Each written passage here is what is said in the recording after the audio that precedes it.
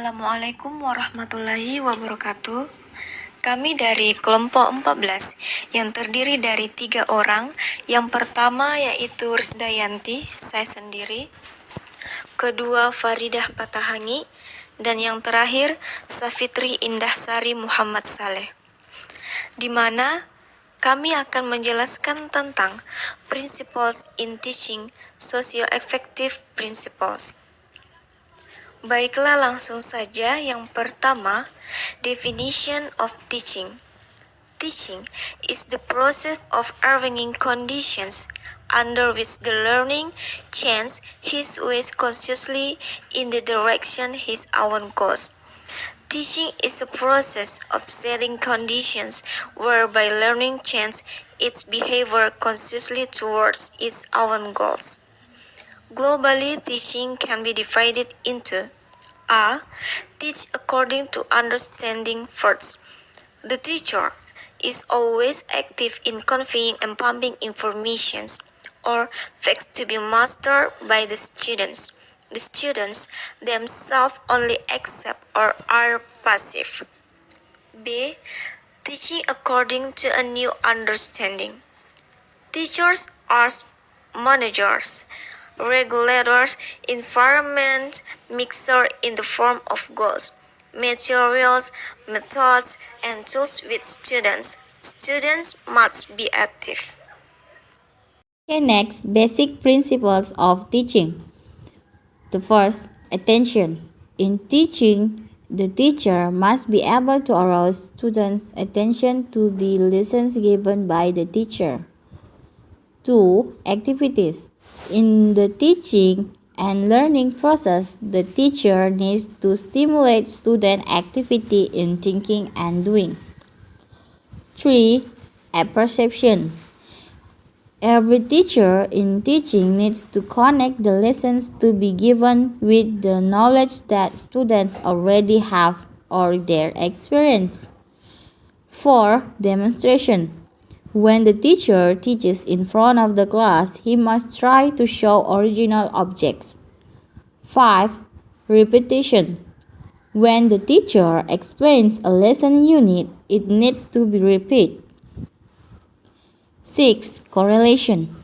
Teacher in the teaching are obligated to pay attention and think about the relationship between each subject. 7. Concentration. The relationship between subjects can be broad, maybe it can be focused on one center of interest so that students acquire broad but deep knowledge. 8. Evaluation. All teaching and learning activities need to be evaluated. Evaluation can be provide motivation for both teachers and students. 9. Socialization. In its development, students need to get along with other friends. In addition to being individuals, students also have a social side that needs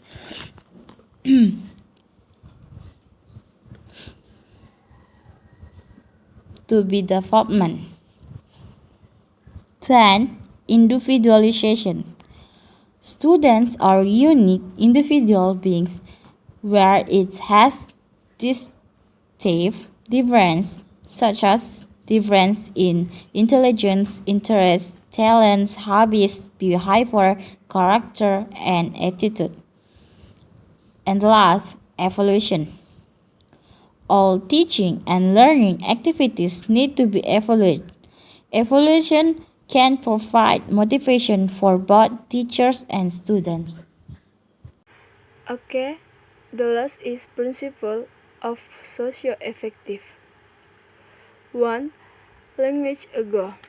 The language ago principle might also be affectionately called the warm and fuzzy principle. All second language learners need to be treated with affective, tender, loving care. 2. Self-confidence. Another way of phrasing this one is the I can do it principle or the self-esteem principle. 3. Risk-taking. This affective principle interrelated with the last two is the importance of guiding learners to take calculated risks attempting to use language but productively and receptively. The previous two principles, if satisfied, lay the groundwork for risk-taking. And the last, the language-culture connection. Language and culture are intricately intertwined.